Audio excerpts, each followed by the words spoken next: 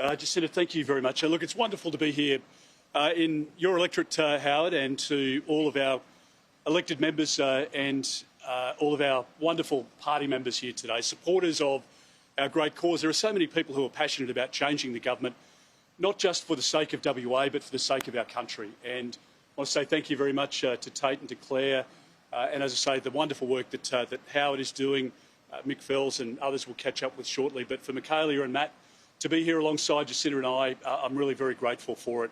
Look, I think as we go each day closer to the election, Australians realise that this really is a very significant decision that has to be made. There are a lot of soft voters right across marginal seats that ultimately will decide the outcome of this election.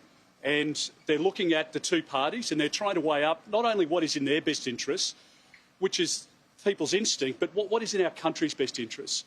And it's not too far from here in Optus Stadium that only 3 years ago, the Prime Minister promised that the cost of living would be cheaper under him. He promised that mortgages would be cheaper under him. He promised that bulk billing rates would be higher under him. And he promised that energy costs, that electricity costs would be down by $275 every year. Now, the Prime Minister hasn't kept one of those promises. And I want to be a Prime Minister of integrity and somebody who stands up and says what I believe in and argue every day for it, because we live in the best country in the world. And I have an incredible team. I'm really proud to have Jacinta here with me as well. All of us together fought against Anthony Albanese's voice, which was going to divide our country. And Australians haven't forgotten that it's only 12, 18 months ago when the Prime Minister was obsessed about the voice, spent $425 million of taxpayers' money. It was going to divide our country, and ultimately we were able to stand up against what would have been a very bad outcome. But in doing that, the Prime Minister forgot about average Australians. And if you have a look at the ute and car tax at the moment, I have no idea where Australian families are going to find a lazy $14,000 to buy a new Ford Ranger.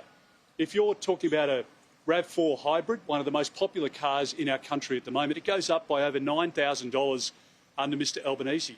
Where is a family that's struggling to pay their bills at the moment going to find an extra $9,000? If they have to borrow an extra $9,000, it just means that the monthly repayment, their lease repayment, is that bit higher, which just means you haven't got the extra money that you need for childcare, or you haven't got it for the electricity bill. And the Liberal National Party coalition government will always manage the economy more effectively. We've shown that in the past. Over the course of COVID, many of us were senior ministers sitting around the table when we decided how could we help West Australians with JobSeeker and JobKeeper, how could we keep the economy going, keep businesses alive, keep family with incomes. And we made those decisions and we put them in place, and it helped WA get through COVID, and it helped the rest of the country deal with that shock. This Prime Minister, I think, is out of his depth, and the Treasurer too. Doesn't know how to respond to the world circumstances at the moment, doesn't know whether there's a recession coming or not. They chop and change their position. But what Australians know is that we stand up for what we believe in, that we will fight for what we believe in, we'll help with Labor's cost of living crisis, we'll restore the dream of home ownership, we'll manage our economy more successfully so that we can bring inflation down, and we can make sure that we help deliver a first-class healthcare system. And as Michaelia rightly pointed out, I just wish the Prime Minister could be honest with the people here in WA. The bulk billing rate is down by 15%. And if the Prime Minister is prepared to lie to you on that basis, how do you believe anything else that he says? And this election will be an important one for WA because, as Michaelia pointed out, you've got Tanya Plibersek and Anthony Albanese saying different things in different parts of the country. The Prime Minister here in WA wants to don on the vest, the high-vis vest, and tell people he's the best friend that WA's ever had. Tanya Plibersek's talking to the Greens in Sydney saying mining will stop, we'll do everything we can to stop live sheep trades here in WA.